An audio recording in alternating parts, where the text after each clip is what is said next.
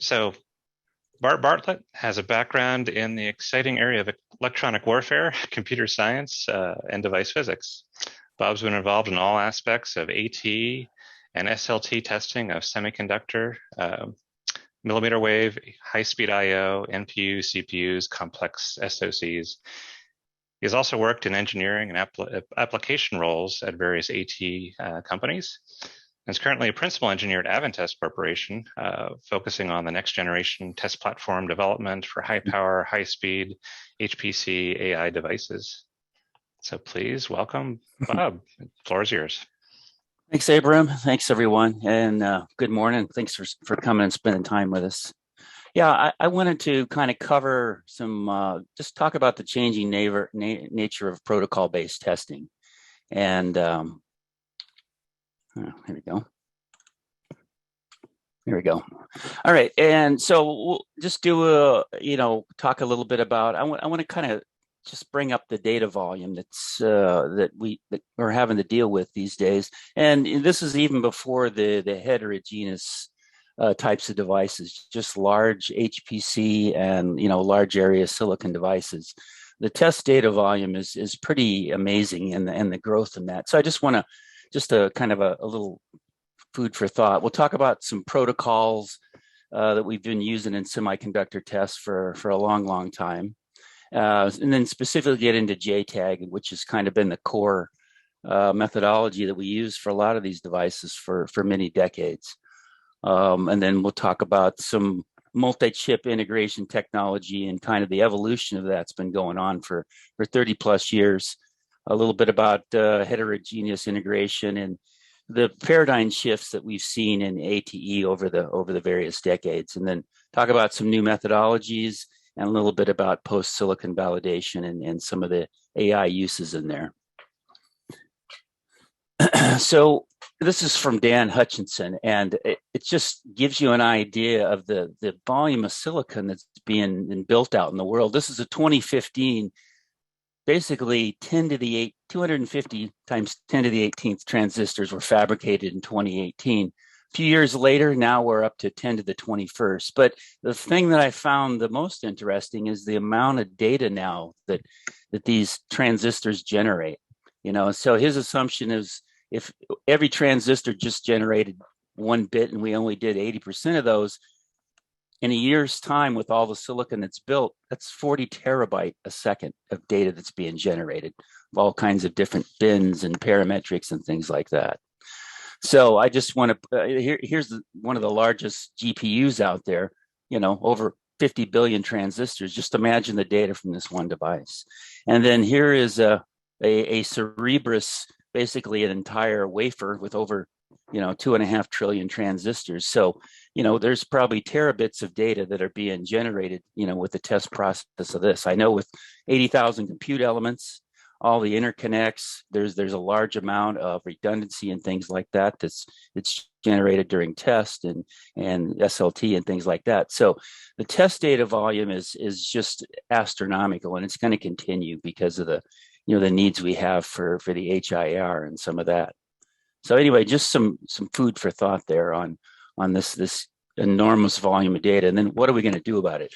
And then protocols, since we're talking about the changing nature of protocol, I just wanted to give you just, here's the basic, conventions on, this is the electronic version in the dictionary, but really the communication protocol, systems talking to one another, chips talking to one another, whether it's in a stack, it's in a system, whatever it is.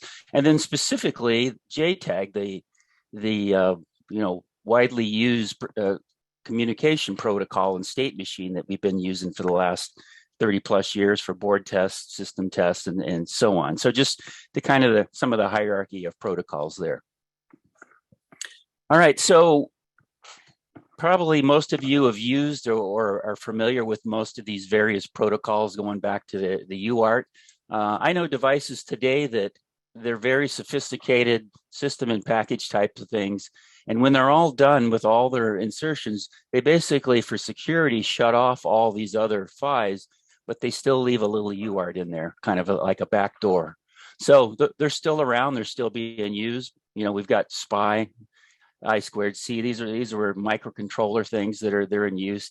Part more automotive, you've got your CAN bus and things like that. But really, I think the big one that you find in most chips, except maybe really small, low cost consumer stuff, is JTAG.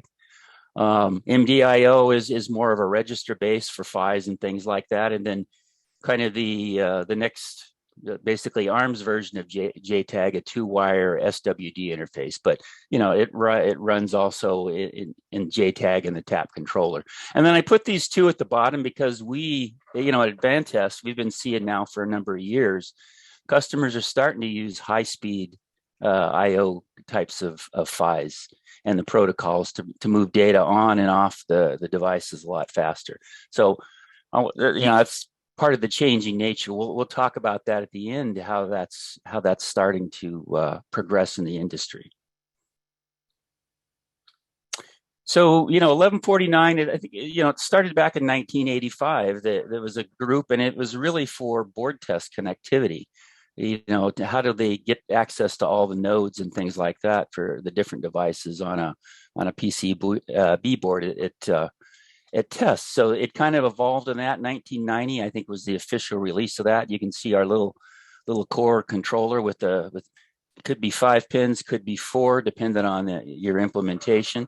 But yeah, this has been around for 30 plus years, and it's probably in use at quite a few, majority of devices in the world. But it's been the kind of the workhorse for connectivity and interconnect, scan chain integrity.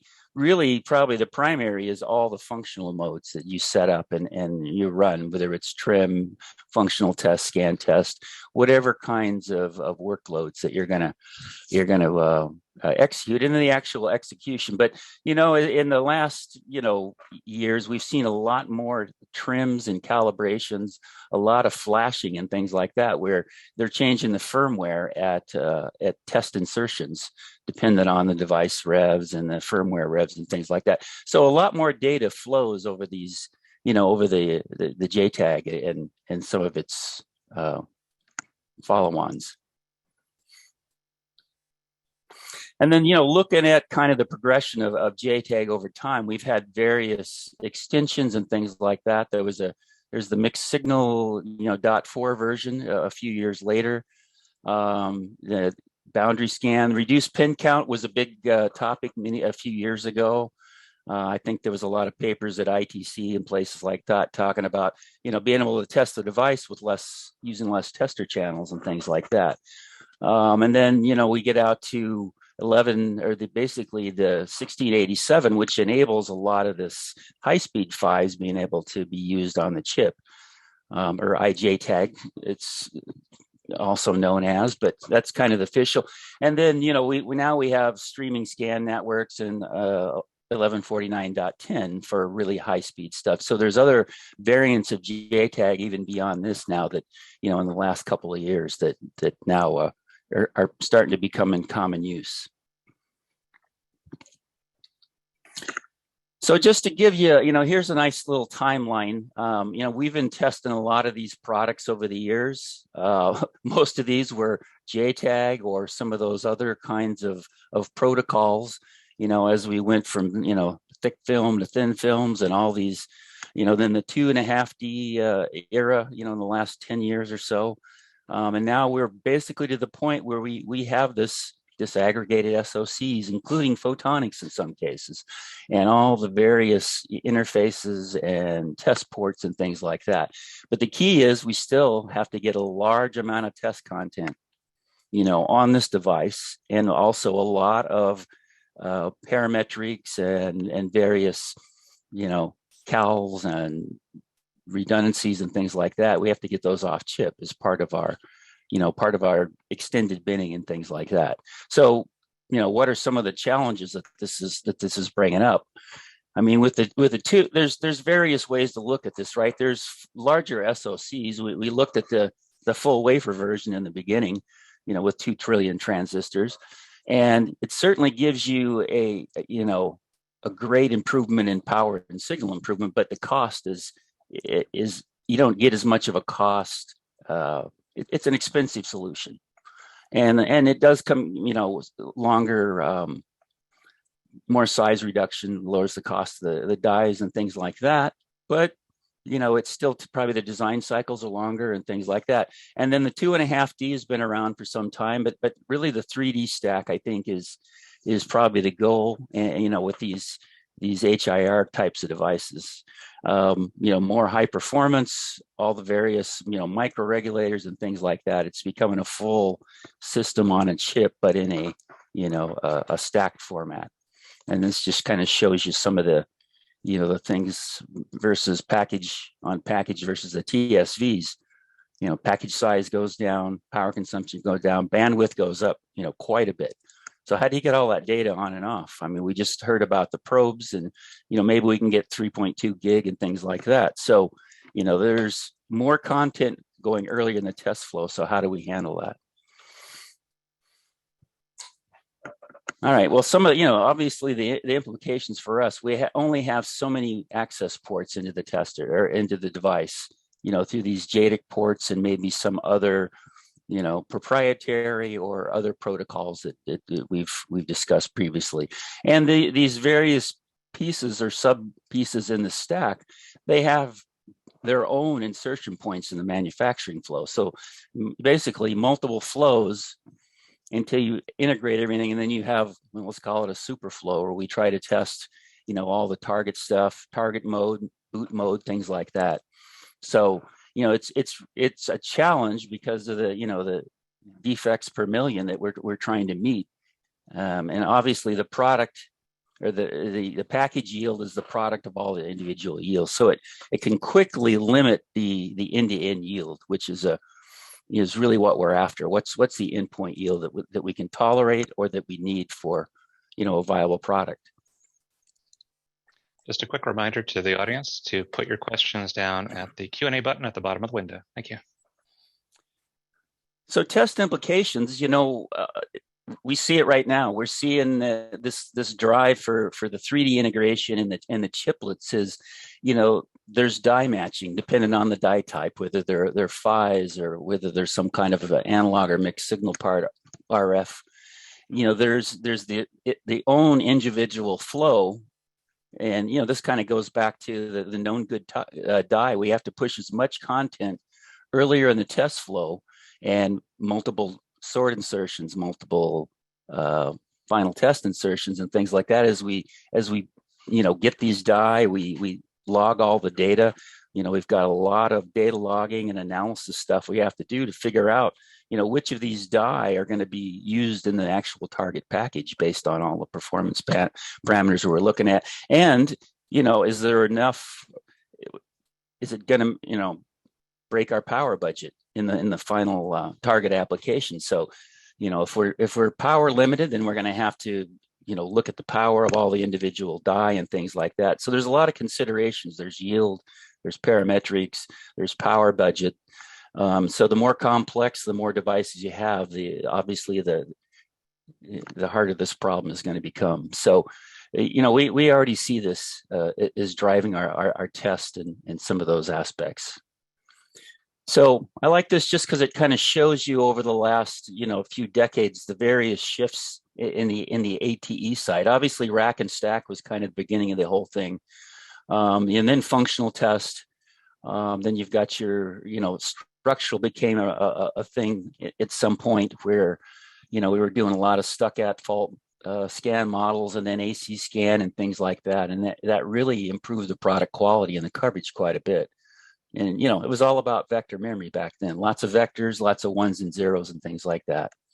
But now, we've really got into, since the iPhone era and beyond, these smart devices, there's more SLT has been, coming in earlier in the flow. People want to at least do some kind of a boot test, things like that, to see that with their firmware and their silicon and everything, that the system will actually turn on and do a boot. But now that with the smart devices, there's so much content, there's so many workloads beyond scan that's going through here. We're finding these, we need more than just all the low speed pins that we traditionally use for scan. So scan through functional IO or high speed IO has now become, something we've seen in the last 2 to 3 years, and it's really it's definitely accelerating. So it's kind of creating a new class of instruments that I'll talk about in a little bit. So just some of these key impacts on here. These larger systems within a package, they scale up the test data dramatically. I mean, whether it's parametric data, redundancy data, some kind of really fine-grained binning because you want to match up these devices in your target application. And then known good die just pushes the limits of coverage and stuff very early in the test flow so whether you put them in temporary carriers or however you're going to do that. But now, individual die temperature control during test and things like that are now going to be something else that becomes a driver in there too. And what we see here, and we've already been working with this, is software-defined functional test. Not just your traditional broadside functional test, but it's basically running various workloads. Could be scan, could be functional test, could be internal target kinds of tests and boot tests that the device or devices will run on, and we need to be able to supply that. And then the amount of data that comes back after that, from logging, looking at internal registers. There's a lot of redundancy in these gigantic, especially the HPC devices when you have hundreds or thousands of compute cores. And then yes, we got to migrate these earlier in our test flows. Because the end of line loss is really, when you multiply the products of all the yields, it really affects the end product yield quite severely. So, and then more correlation work so we can detect these downstream system level failures and stop them earlier in our manufacturing process. That's one of the problems with SLT is how do you backtrace that to final test, wafer, some e-test thing so you can catch that early. There's not a good mapping mechanism today that we've seen to effectively tie back all these failures. So catching it earlier in the ATE insertion seems to be one possibility. And then die traceability, right? There's the debug and root cause analysis, but just being able to manage all your dies and do die matching.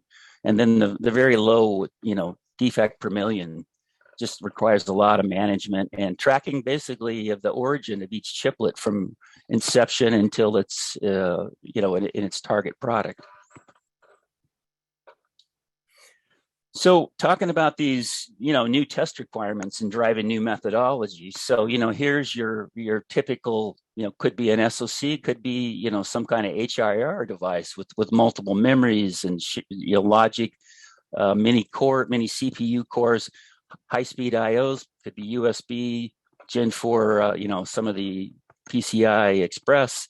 But the key is now is because of the scan volume, there's just there's only so much memory you can put in some of these testers and still, effectively get the data on the chip. So we're finding that with the high-speed PHYs, we can actually put a much larger volume of data to the device as long as the DFT and everything can handle that. And with .10 and SSNs and some of that, the CAD companies and some of the device manufacturers are already working on those kinds of solutions. So there's software-based functional tests, right? So the device actually boots the firmware. It could be through USB or PCIe, which are the two probably more commonly used ones right now. And then the application actually runs, on your card, and it basically mimics the host talking to the device in a target application. And then there's the correlation and the content with whatever SLT types of tests you might do. You might be able to now migrate these earlier in your flow to one of your final test insertions, or even a wafer test, depending on the nature of the test and what kind of PHY support you need. And then scan. There's lots of scan, there's the AC scans, various stuckats. And now we can run those through the high-speed IOs. Typically 1 or 2 high-speed USB, like a 3.1, it'll handle all the scan data content instead of putting it through, a large number of lower speed parallel pins. So this is something that's happening already, and it seems to be driving. This is more of the changing nature of our test methodologies. So this is just a instrument that Advantest is on, and I'm calling it Smart Compute. We have an official name for it, but it's a software-driven functional test. All the content in containers comes, from some other package that's put into the card, and then we can source that out to the DUT at very high speeds. So, PCI Express Gen 4 is going to be, 32 gigabit or 30 gigabits of data rate just on a single line. USB 3.1 is 10 gigabits. So there's a lot of bandwidth suddenly available, as long as you've got an architecture that supports that. So these cards also use now basically a computer on board. And so the companies with their devices, they want to run their own firmware and drivers and things like that with their device. So this card allows you to do that and gives you the high-speed access, so you can put data on the device, run these complex workloads, and then you can also extract data back through the tester into the traditional logging infrastructure. And then you've also got our friendly tap controller JTAG for all the traditional setups and things like that, as well as it has DC for all the typical DC parametrics, connectivity, and things like that. That's still done. So this is a card. This is a given architecture that's out there today that for functional test and scan over HSIO.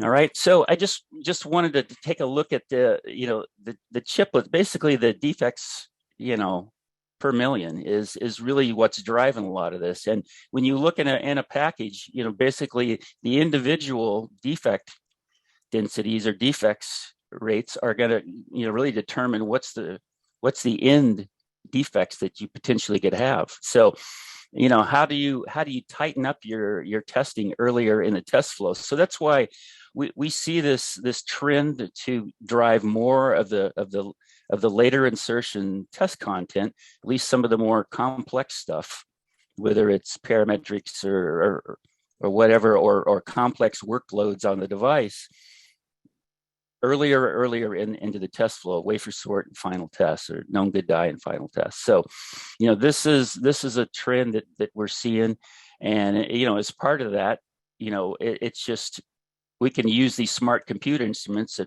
wafer sort, final test, if there's a KGD insertion and so on, and we can also do final or system level tests with these kinds of instruments also. So there's you get kind of a double benefit there in some ways. So yeah, this is probably, I think, the biggest issue. That's how do we solve all these different flows and aggregate all these various defect densities for the final product. All right, and then I wanted to this is obviously we can generate terabytes of data, gigabytes, terabytes of data. We've got the test equipment, the e-test, platforms and things like that. So, gathering the data is one thing, but I think we're still, in figuring out what kind of analysis and things like that. And there's a lot of work with AI at the edge. We have AI, systems on our test. Basically, here's our tester controller, and sitting right next to that in a secure network is another box just for edge AI and machine learning types of things. So as we understand more and more what we're looking for and what kinds of tuning and things like that we want to do, right, we can take this data and actually turn it into real information and knowledge, right, and hopefully shorten our post-silicon validation and improve the time to quality and things like that. So, there's a lot of work going on, and these basically creating these AI clouds so we can link all these things together and all these different databases and things like that from the test side. So this is kind of something that we've seen, and I want to thank Keith Schaub for this slide. He's they're doing a lot of work in this area. So anyway, just kind of give you an idea, some of the things we could do as far as managing these huge data sets. All right, so let me just go ahead and wrap up. So obviously, there's a lot of challenges that we're seeing in test, and the more test content, but really, how do I get that content to my device effectively, without blowing up the test times? So HSIO PHYs are really becoming a way that, and those protocols allow us to increase the usage on the device using, in our case, smart compute types of test instruments. But I spend a lot of time looking at high power DPS stuff and PDN design, and I'm finding, everything's sub-volt nowadays. So the power domains, even in the lower power domains, are really critical. So PDN design has become a necessity for ATE power rails and things like that. So that's something else you really have to keep in mind. Obviously, at the high power, it's a big deal, but at the lower power levels, we're also seeing that too, and the number of power domains are increasing quite a bit. So you can't neglect that as part of that. And then the DFT support for these HSIO. I mean, most of the big CAD companies have some kind of packages that already handle this kind of information. Some for scan, like the .10 stuff. Some of them do SSN. Others are doing workloads that they can run over the HSIO to the device under test and do more system level stuff and targeted functioning on there. And then the tester itself has a lot more functions besides just ones and zeros nowadays. People want to do power profiling over the whole test flow to see what the current profile looks like over time, over pattern, and DUT firmware loading, right? We most of our devices have some kind of microcontroller somewhere in there, and they require usually a firmware load and then training, calibration, multi-step trim. So a lot of this stuff takes place over, JTAG and things like that. So, but the testers, it's a requirement now for a lot of these functions. They're becoming standard. And then customers want to gather a huge amount of data, but they really want a low or no overhead impact to the test system. So, that's where we've added, edge computing things on the tester controller platforms and things like that. So, for die matching and a lot of this extended binning, and really the real-time analytics part is driving that quite a bit. And then the thermal control is something that's also becoming critical. We're seeing, in some cases, die-level thermal control requirements, obviously automatic temperature stuff and pre-trigger fluidics, at the socket and the chucks for cooling and things like that. So there's a lot of challenges that are being driven as part of this HIR thrust. With that, I will take questions, and I want to thank everyone for various pieces and slides and support over there in the last couple of weeks. Thank you. Thanks, Bob. Really comprehensive. Thank you. So we got time for a few questions here, I think. So first one is quite a few, and again, I'd like to remind folks to put questions in the Q&A button at the very bottom of the window, and we'll try to answer them. So the first question here is quite a few SLT applications require direct external memory access for the DUT. So I guess the question is, will smart compute, as you defined it, offer external memory in addition to external microprocessing capabilities? Is that part of the architecture?